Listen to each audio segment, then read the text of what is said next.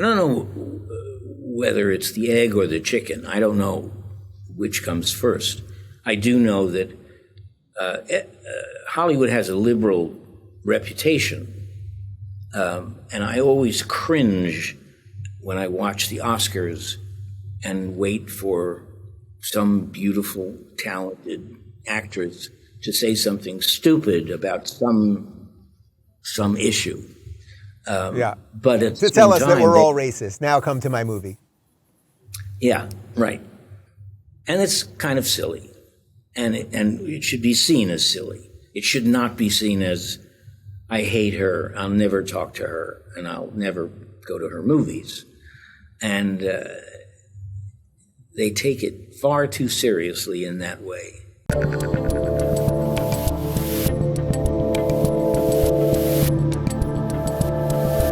Is that what strikes you as most the starkest difference between the, say, sort of self-proclaimed communists or socialists of today, where it really is sort of let's burn it down, as opposed to let's operate within the system, something like that?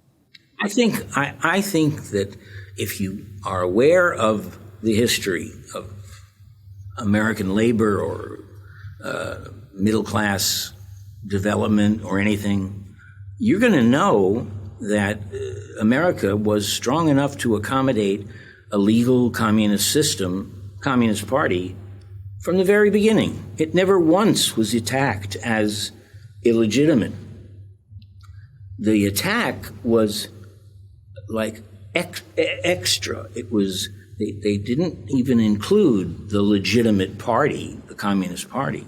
They just attacked that weird entity known as communism, and it was an international something ghost-like craziness.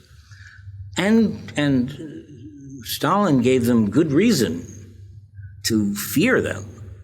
And the guys that I knew who were communists were always communists because of domestic reasons, because of the Depression, because of lack of work, and things like that. They were not educated to international, Marxism, etc. And that stuff can be pretty easily dispensed with. You don't have to read Marcuse to understand that it's illegit, and it's too bad that it wasn't allowed to just have a duke out, an intellectual debate between communism and it's like the Nixon Khrushchev kitchen debate that they had.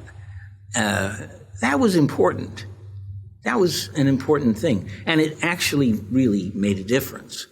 Because Nixon stood up for commodities and private enterprise and like that. And Khrushchev wanted to, nail him to a wall. Too bad. He could have learned something. And to turn over a country as big as Russia and turn it over completely to a bunch of apparatchiks that didn't know anything about the industries they were running, not a good thing. And ultimately, it was going to fail.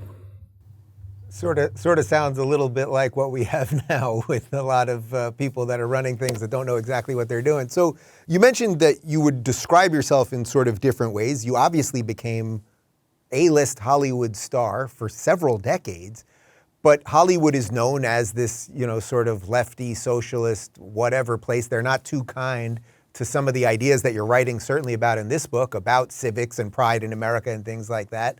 I know you think it's, I don't want to put words in your mouth, but I think you believe it's affected your career later.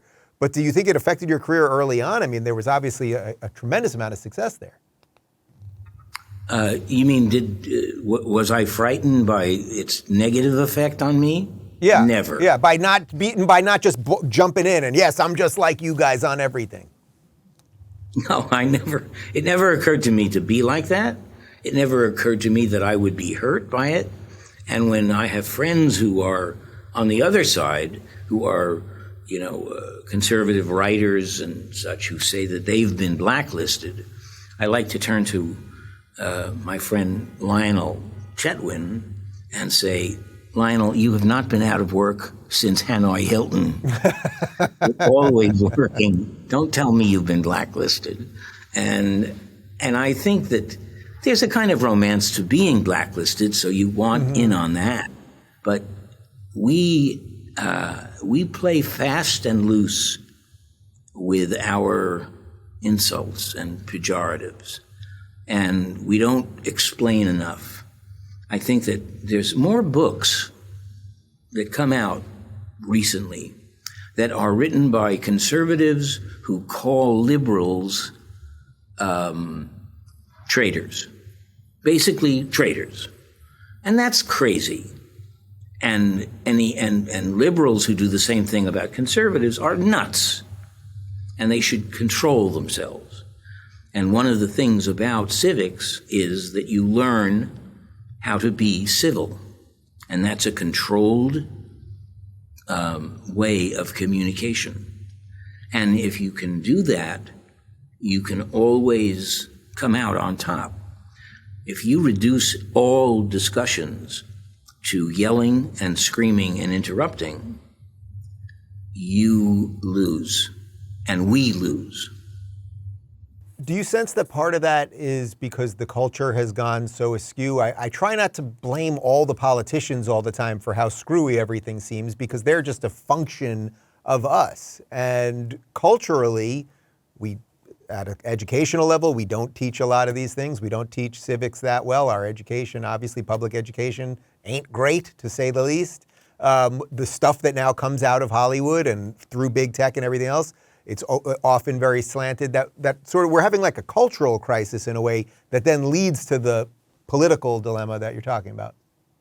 I think I don't know whether it's the egg or the chicken. I don't know which comes first.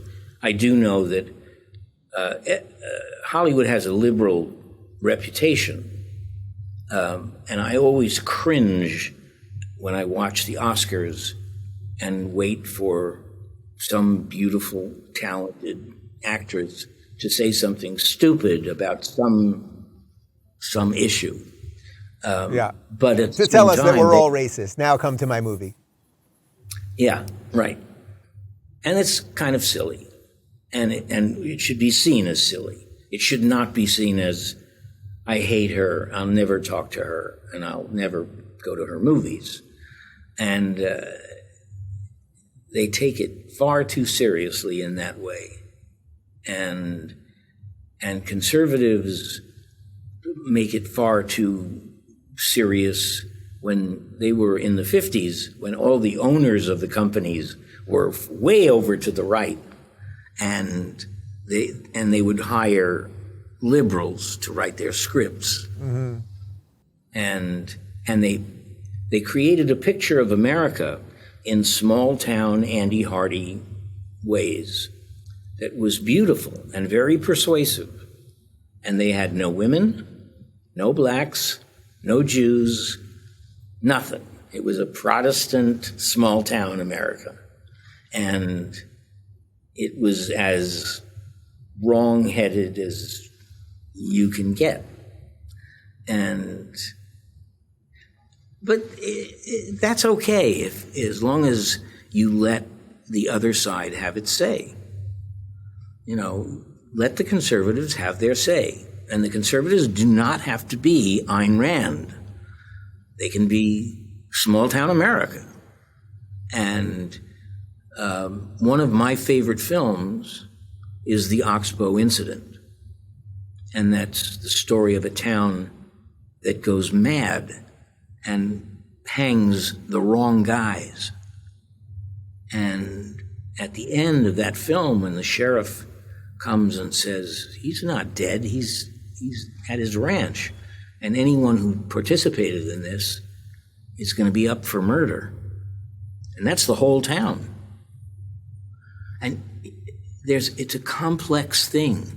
Nothing is so simple. And for us to make the claim that politics can be simple. It's not fair. It's not right. If you're looking for more honest and thoughtful conversations about politics instead of mindless drivel, check out our politics playlist. And if you want to watch full interviews on a variety of topics, watch our full episode playlist, all right over here. And to get notified of all future videos, be sure to subscribe and click the notification bell.